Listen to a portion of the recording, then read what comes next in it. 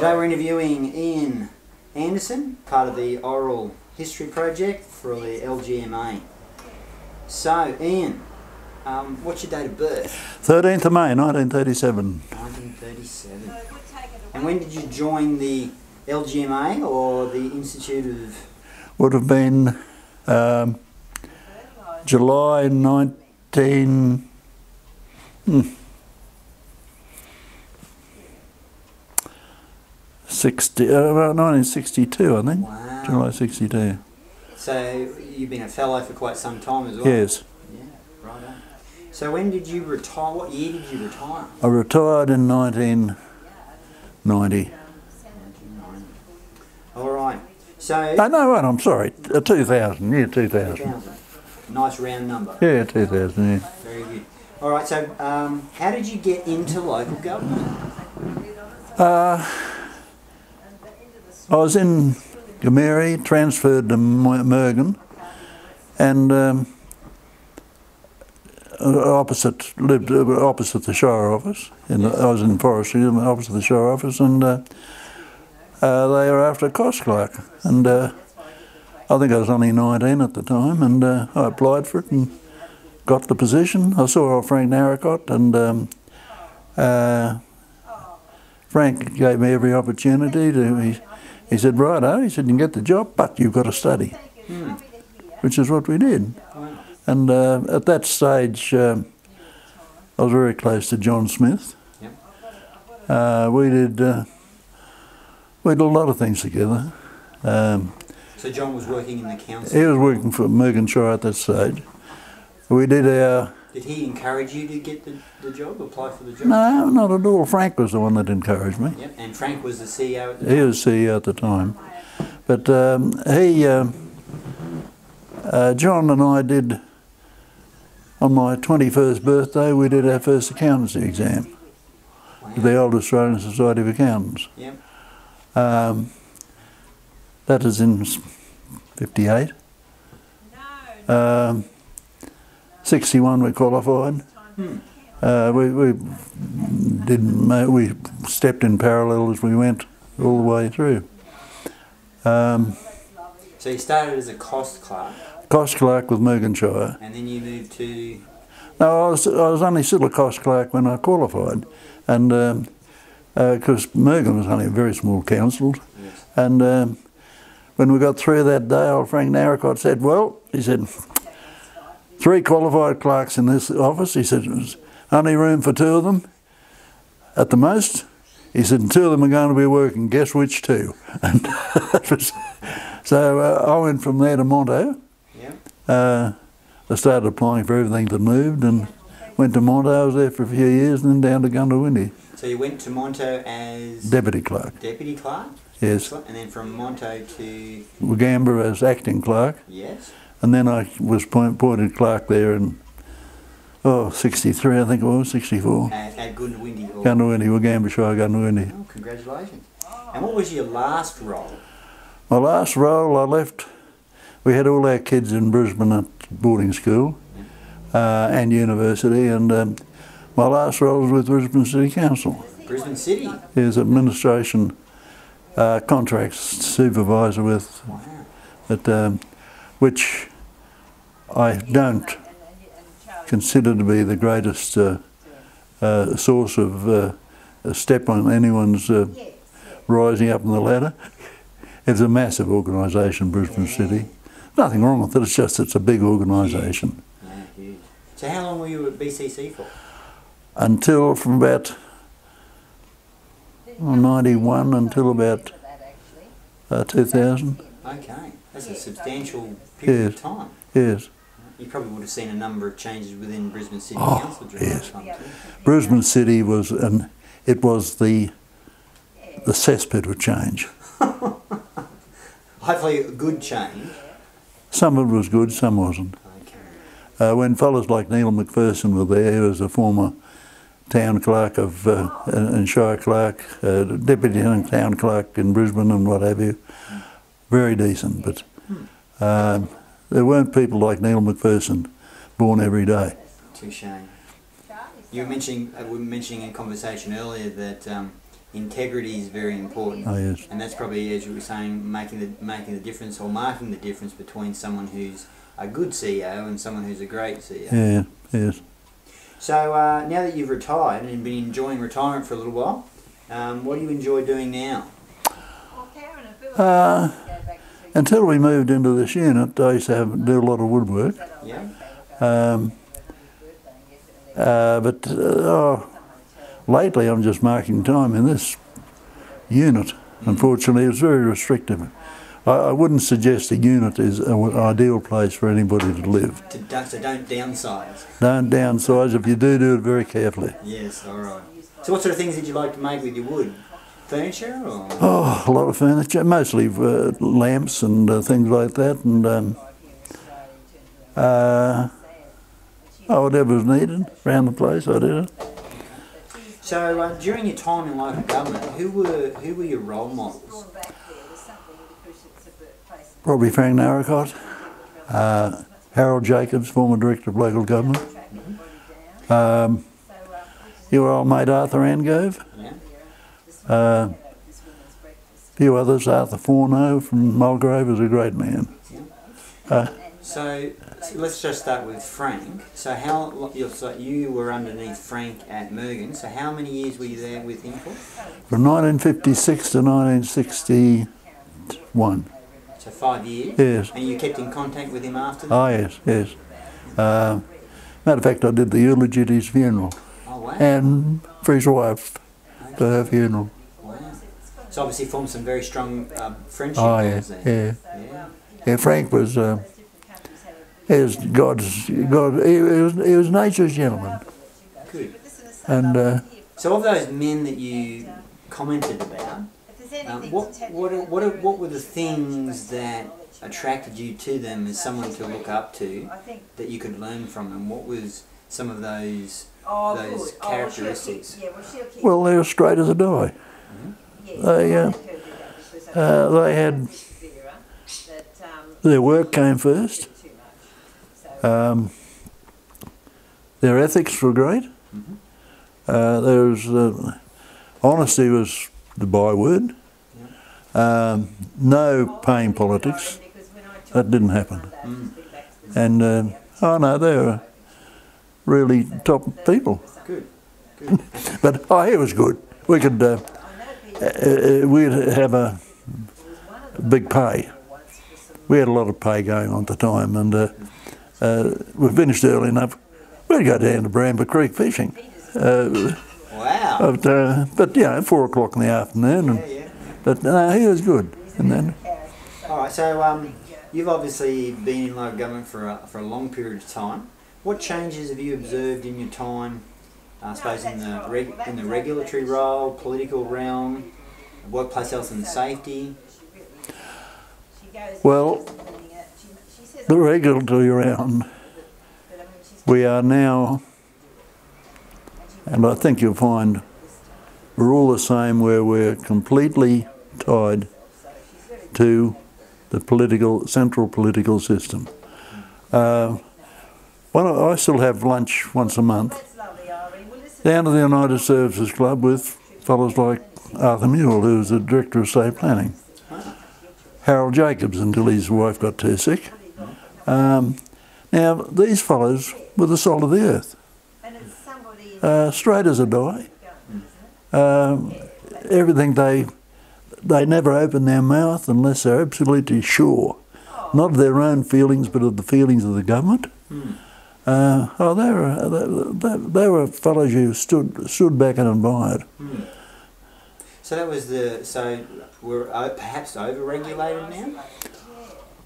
I think there's too much I wouldn't say over-regulated, I'd say we're too much political interference. Okay. When you want to do something, they're too busy saying, I wonder what effect this will have on Jimmy Brits halfway out to Thargomindah. Yeah.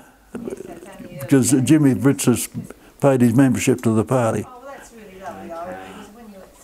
Was workplace health and safety on the radar? It was, but that was all common sense. No, we were a tight tight-knit, sincere group of people. So you don't see that towards the end of you didn't see that towards the end of the career, or that was changing? I tried to maintain it when I went to Monto. It was good. Yep. Gundawindi. Been another small. Oh, it was a bit bigger than Merkin. Yeah. But Gundawindi was, Wagamba was really good. But politics came in. And so it stopped being so much about the local community and became more about state, federal politics? no, the private politics of individuals. And that's where we fall down now. People are pursuing their own agendas, which is not helping matters much. No. So a few years back it was more about what was best in the community's interest. What you could do, what you could give to your community. Yeah. Rather than what can I get out of it. Yeah. And without making any political gains, without... About political interference. Oh yeah, it's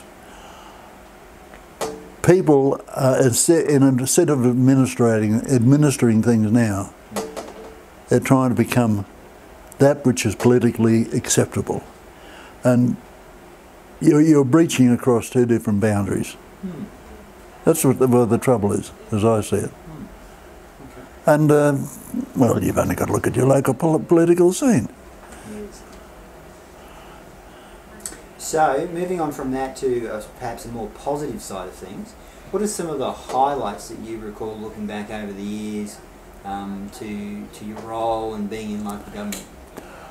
Well, very much the innovative things in Wagamba, that's Gundawindi, we did the first ever road needs study as a forerunner to massive expenditure. We had old Charlie Barton, Sir Charles Barton, had him on side. And we went ahead and studied the whole Shire, decided which roads needed to be done, where the materials were, how we'd go about it, what the call-in from wheat was going to be. See, Gundawindi was going, at that stage, from a grazing area to a wheat area. Yes. It's now one of the biggest wheat areas of the state. And of course, to do that, we had to meet the challenge. So you had to upgrade the roads, Yes. have all the transport running on it. And that was a wonderful time.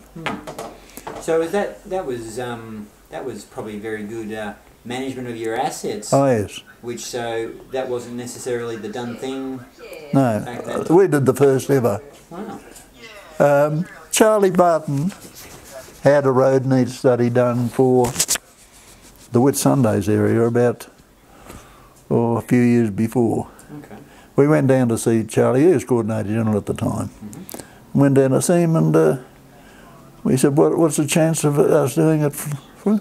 Oh, Charlie's right, I think it's a good idea, you know, sounds feasible, and he was the greatest supporter we ever had. Yeah. So by doing that, did that enable you to get the funds to upgrade the roads? Yeah, and also a priority, that is the main thing.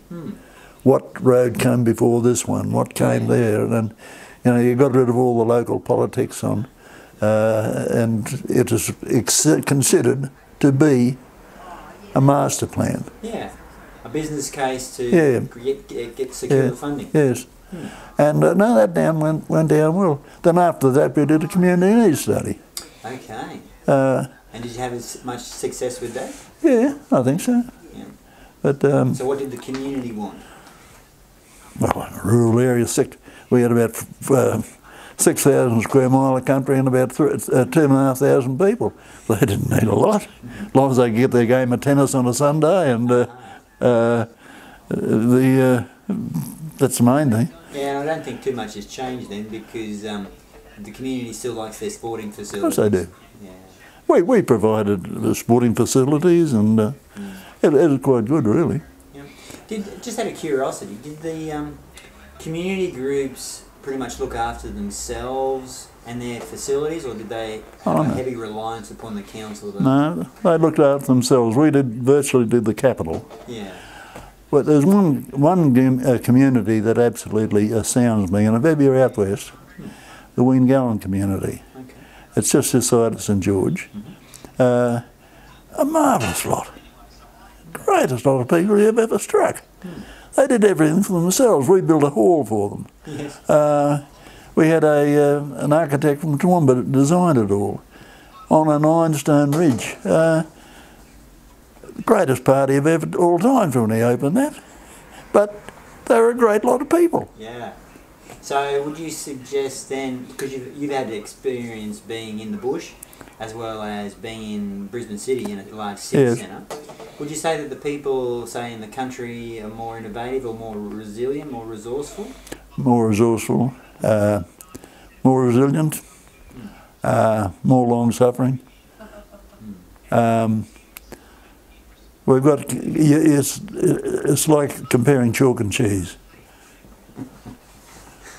So, needless to say, you like to be in the country. Oh yeah, yeah. When we left Brisbane, I couldn't get away from Brisbane quick enough, and I got out of Brisbane City Council. Yeah.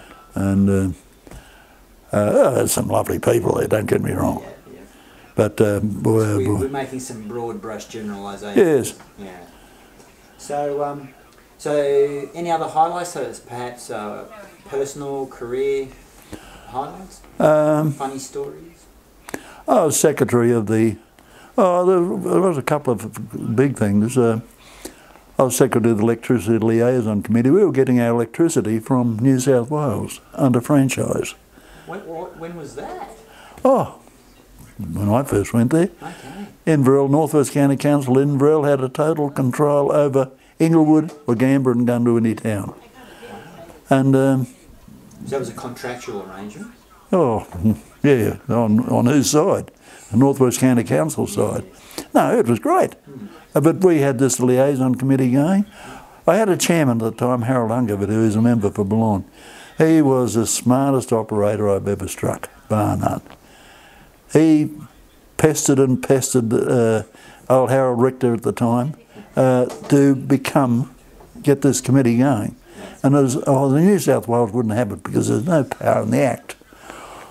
So you couldn't have acts working interstate. So, but they were still giving you the power. Yes, but they were charging like scrub bulls. Yeah. And that's probably why they didn't want to see the group. Yeah. So long as we're in control. Yeah, no, that's what happened. Anyhow, that happened, and we end up with a very, very, very valuable working relationship. But probably one of the greatest things I enjoyed out there, in the drought of '56, the whole of the Darling was in complete as a dust bowl. We formed the Darling Conservation Association, which was to prosecute the power, energy, water, soil, all the resources of the Darling, forget about the state boundaries, to what is needed to develop the area. Well, we ran into more strife with the politicians. Beale was the Minister in New South Wales. He was an absolute. Oh, if ever there's a difficult person, he was it. Old Harold Richter was Queensland, but he was quite good. But I think he's probably quite good because he knew nothing could come it anyway, while he had New South Wales fighting like Kilkenny cats over it. But I've got to know all these councils over in New South Wales. Matter of fact, there's a couple of them living up here now. They're really decent blokes. They're Australians. They're fair neckum. They're residents of the Darling. Yes. And they were just most helpful. So they were able to put aside those local politics, yes. See the bigger picture of, yes, and we need to do something about the Darling. Yeah, and of course busy fighting it all the way. But they formed this Darling Basin Authority now, which is, it's lip service only. Okay. It's nothing's happening to it. But, it's become a political entity. It's a political. A plaything. No, I think. I could be wrong. Yeah. So, so that was some of the highlights. What were some of the lowlights, or what's the worst thing that you can remember, or the worst thing about a local government career?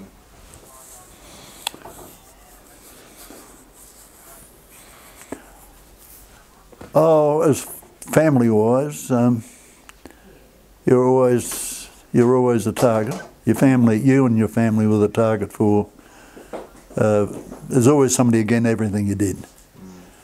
And we used to suffer that a fair bit. I was always involved with the church, Rotary, Yep.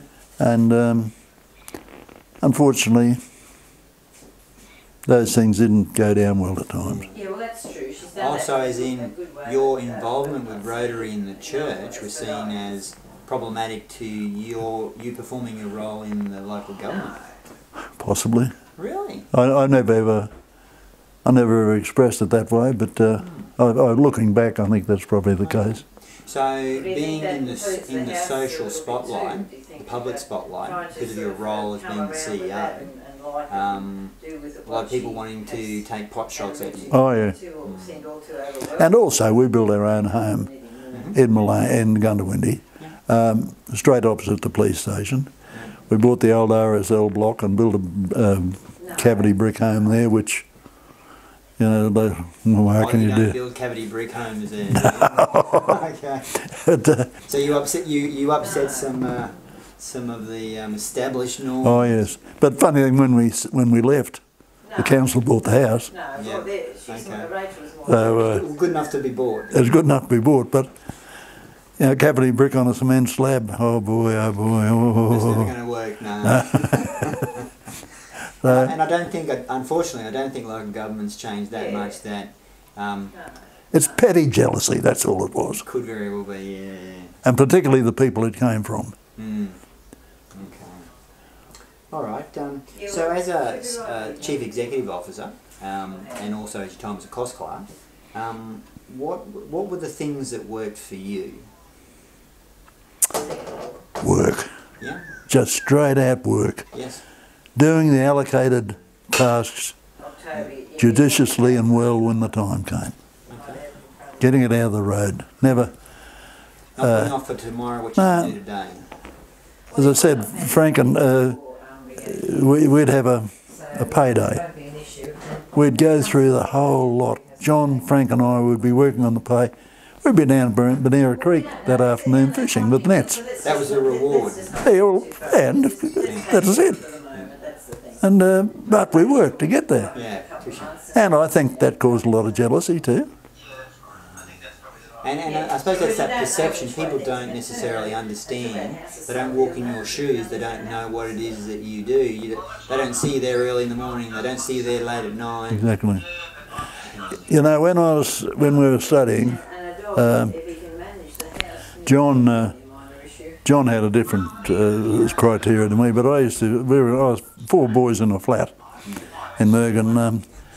One was apprentice mechanic, apprentice technician, 2 apprentice mechanic, apprentice electrician, that's all right. But they'd all study at night. I'd go to bed at 8 o'clock at night. I'd get up at 3 o'clock in the morning. And study then. And then I'd cook them breakfast. Wow. And then we'd all go off to work. What did you have to change about yourself or your approach to work, or how you did work along the way? I had gone from politically neutral. No, that's not. I had my own specific views on politics and church. I make no bones about that. I have now, but I had to become politically neutral and Christian neutral. If Christians can be neutral, I don't think you can be. I suppose if you're living your faith, what was the most difficult part of your role as a CEO?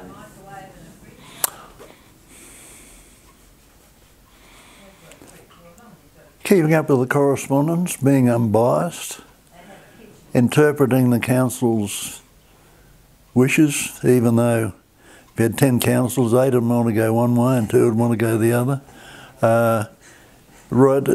Make council's decision to come out as if it was a total council, and it wasn't easy. So some negotiation, facilitation skills. Yes. Trying to get that consensus. Yeah. Okay. What was the most difficult part of your role?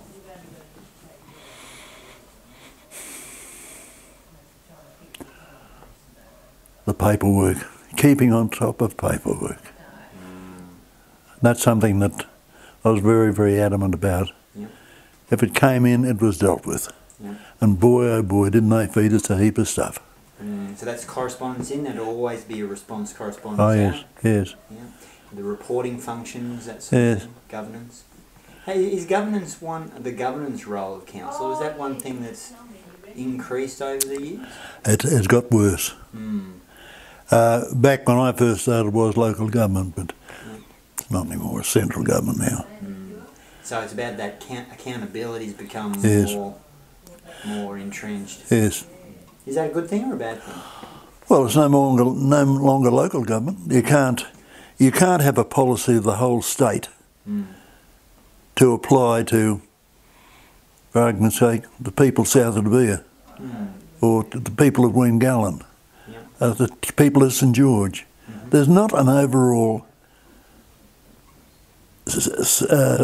formula to fit everybody in the Queensland. It's as simple as that. What's the best thing about having a local government career?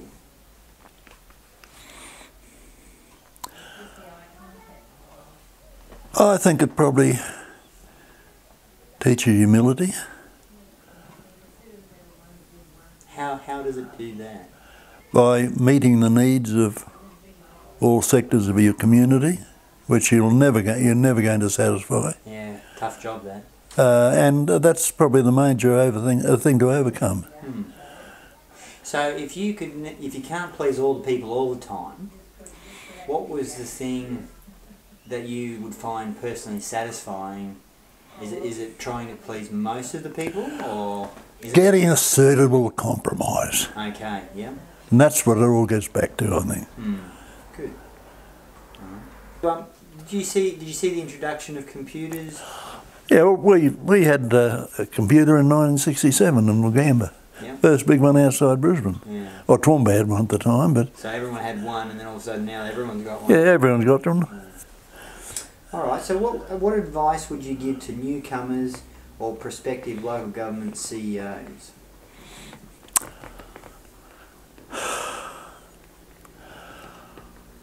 Stay at uni and get your studies as far as you can, and not stick to one trait.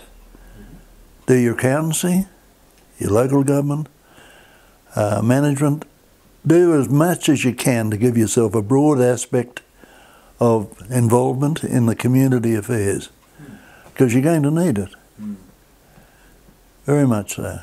Okay. Town planning is something that I've got to be a little bit careful on town planning, because what's going on with it these days is quite difficult. And Arthur Mules, former State Director of Planning, he'll be the first to agree with me. Fellas like that with the salt of the earth. There's been a lot of changes to planning legislation. Yeah. That's sort of the main thing. If you're in a community, doesn't matter where it is, you've got to live in the community, you've got to throw yourself into the community, you've got to live for that community. Leading by example, so to speak. Yeah, and get stuck in. If they're doing something you don't like doing, get stuck in it and still do it. Touche. I was never one for Sunday fairs and all that type of thing. Sunday I always take it as a day of worship, and that's it. Yeah. Day of rest. Day of rest and a day of worship. And some of the things that go on Sundays these days, I totally object to football the way it goes on. It's taken over. We're not worshippers, we're worshipping football. That's all we're... So, well then, what's the secret to dealing with difficult people? Well, at the age of 80, I've got a very good solution. Yes? Ignore the bastards. I always tell the story of the Victorians. We used to get a lot of Victorians coming to Queensland. Because of the beautiful weather. Oh, I know what it was, but they'd come in that byland. The first thing, I got really upset one day.